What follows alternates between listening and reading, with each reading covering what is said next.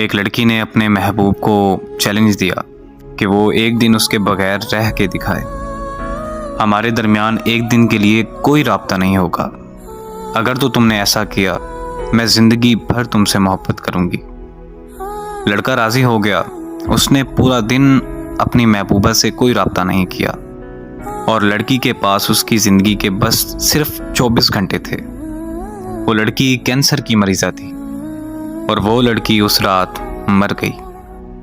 अगले दिन लड़का बहुत खुश होकर उसके घर गया और कहा, मेरी जान, मैं आ गया।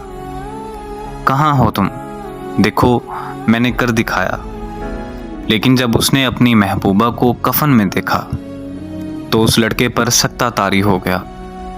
उसकी आंखों में बेइंतहा आंसू थे।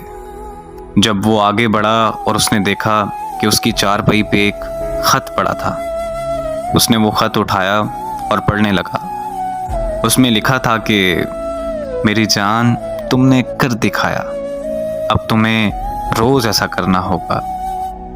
मैं तुमसे बेपनाह मोहब्बत करती हूँ। तुम्हारी जान। अपना बहुत सारा ख्याल रखना।